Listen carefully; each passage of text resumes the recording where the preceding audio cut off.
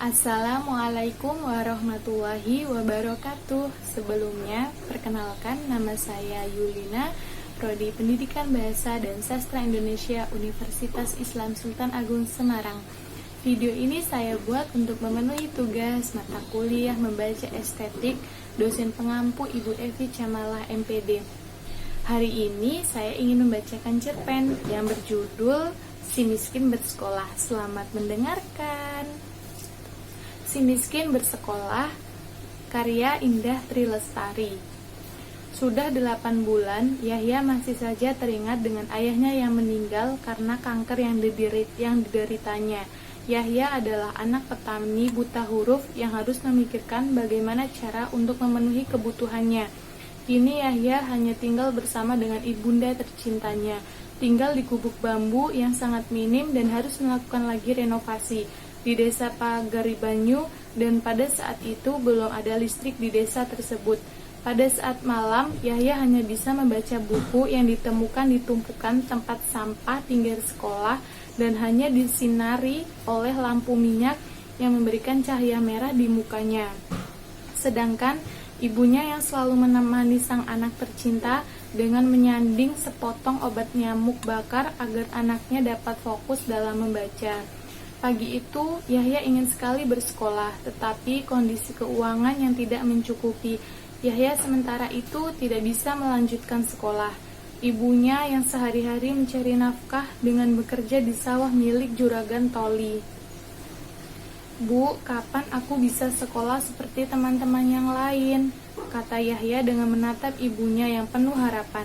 "Sabar ya nak, nanti kalau tabungan ibu sudah cukup buat biaya sekolah Yahya, secepatnya Yahya bisa sekolah," katanya.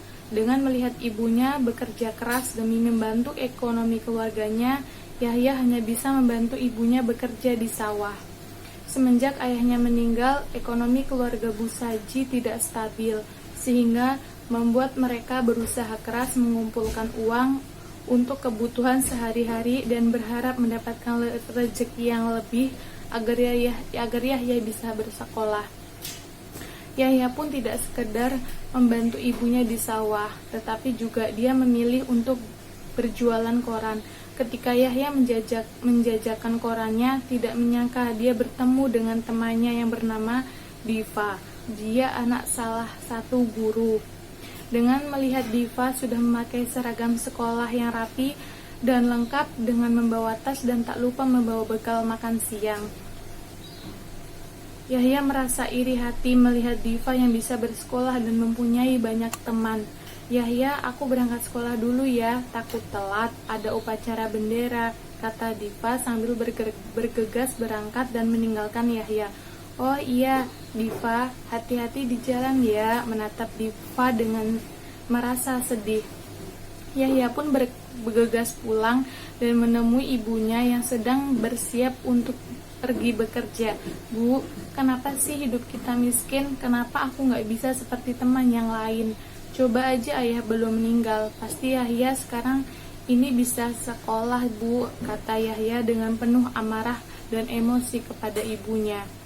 Ibunya tidak merespon perkataan Yahya yang hanya akan sia-sia bila dijelaskan, karena Yahya belum bisa mengikhlaskan kepergian ayahnya. Kemudian ibunya laju pergi untuk bekerja di sawah.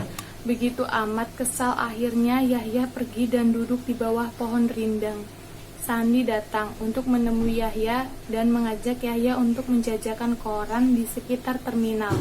Seperti biasa, dengan semangat yang luar biasa, mereka benar-benar tak merasakan lelah, meskipun terik matahari siang itu begitu terasa.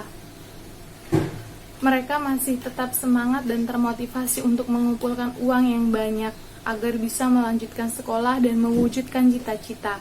Sambil menjajakan koran, Sani bertanya kepada Yahya, "Emang cita-citamu pengen jadi apa, sobat?" "Ada deh, mau tahu aja." Yahya tertawa melihat wajah Sani yang amat penasaran. Sani pun masih tetap bersikeras menanyakan cita-cita Yahya, tetapi Yahya masih tetap tidak mau memberitahu Sani.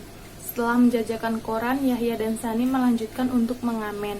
Mereka ingin mendapatkan penghasilan lebih, tak disangka semua mobil menyerempet Yahya dari belakang. Yahya pun jatuh tersungkur. Kemudian keluarlah Bu Indah dari mobilnya dan mengajak Yahya untuk pergi ke rumah sakit, tetapi Yahya menolak. Dan Sani kaget melihat kaki Yahya memerah dan bengkak. Bu Indah pun langsung membawa Yahya ke rumahnya untuk diberi obat. Sesampainya di rumah, Bu Indah menyuruh pembantunya untuk merawat Yahya yang kakinya kesleo dan bengkak itu. Kemudian Bu Indah bertanya kepada Yahya dan Sani, "Mengapa kalian berada di jalan waktu pagi-pagi? Apakah kalian tidak sekolah?" Dengan wajah merasa bersalah telah menyerempet Yahya. Yahya pun bilang kalau ia tidak sekolah. Sani pun menjelaskan mereka ingin sekolah tetapi tidak punya biaya. Kemudian anak Ibu Indah yang bernama Andi tiba-tiba datang dari kamarnya menghampiri Yahya. Dan Andi pun tidak suka melihat kedatangan Yahya dan Sani karena mereka orang miskin. Bu Indah menasihati Andi agar tidak bersikap kasar kepada Yahya dan Sani. Tetapi Andi masih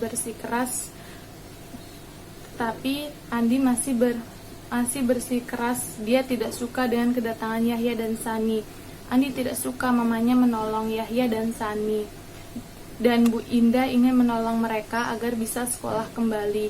Tetapi dengan niatan Bu Indah seperti itu, Andi tidak suka membantu mereka untuk sekolah di tempat Andi bersekolah.